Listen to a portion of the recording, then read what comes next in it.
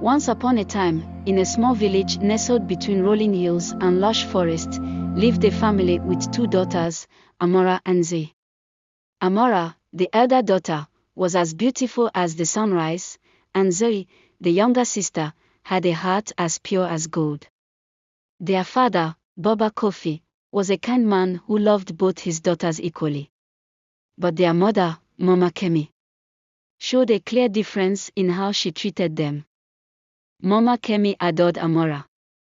She pampered her with fine clothes, delicious meals, and all the attention a child could ask for. Amara was allowed to rest while others worked and was praised even when she did little. Zuri, on the other hand, was treated harshly. She wore old, patched clothes and ate the leftovers after everyone else had eaten. She was given all the difficult chores in the house and fields. Every day, Zuri would rise early to sweep, clean, and fetch water from the far-off river. Her hands were always sore, but her heart remained kind. Baba Kofi, seeing the injustice, tried many times to speak to Mama Kemi. Kemi, our daughters are both gifts. It is not right to treat them so differently. Zuri deserves the same love as Amara.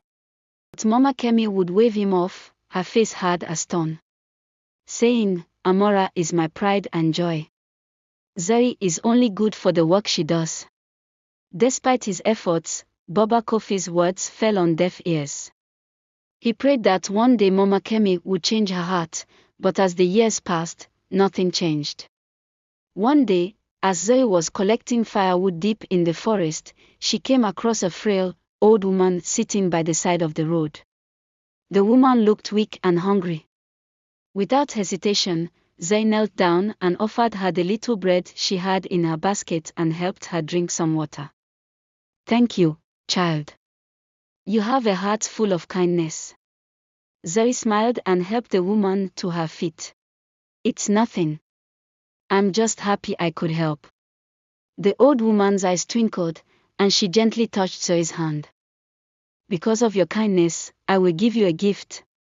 Go back home, and whatever you touch will bring you fortune. The old woman said. Zuri was surprised, but she thanked the woman and returned to the village, unsure of what the woman meant. When she arrived home, she was greeted by the usual harsh scolding from her mother. Lazy girl. Where have you been? There is still so much work to do. Mama Kemi said. Zuri didn't answer, but as she set down her basket of firewood, something incredible happened. The basket turned into pure gold. Mama Kemi's eyes widened in disbelief. Mama Kemi shouted, Where did you get this? How did you do this? Zuri, just as shocked, could only tell the truth about the old woman in the forest. But that was just the beginning. Everything Zuri touched that day, her broom, the pots, and even the water jug, turned into gold. Word of Zuri's mysterious blessing spread quickly through the village, and soon, visitors came from far and wide to see her. She became loved and respected by all for her humble heart and generosity, even though she was now wealthy beyond imagination. Baba Kofi was proud of her, but more importantly, he was happy that Zuri's goodness had been recognized. Meanwhile, Mama Kemi grew bitter.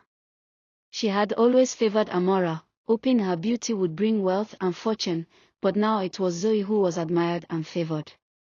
Amara, though still pampered by her mother, felt the sting of jealousy, for no matter how beautiful she was, the people only spoke of Zuri's kindness and the magical fortune she brought. One evening, as the family sat together, Baba Kofi spoke softly. Zuri's kindness has brought us more than we ever expected. Kemi, do you see now that treating our children equally is the true blessing? Mama Kemi, who had remained silent throughout the days of Zuri's favor, finally lowered her head in shame. She realized how cruelly she had treated her younger daughter and how wrong she had been. I see it now, Mama Kemi whispered. From that day forward, Mama Kemi treated both her daughters with love and care. Though Amara was still admired for her beauty, it was Zuri's kind heart that made the family whole again. And so, Zuri lived a life of happiness, sharing her fortune with those in need and teaching others the value of kindness and humility. Amara, too, learned the importance of inner beauty, and the family lived in peace and harmony for the rest of their days. Moral of the story: true wealth comes from a kind heart, not from physical beauty or favoritism. Those who treat others with love and respect will always be favored in the end. For more thrilling stories, be sure to subscribe and activate notifications. Thank you for watching.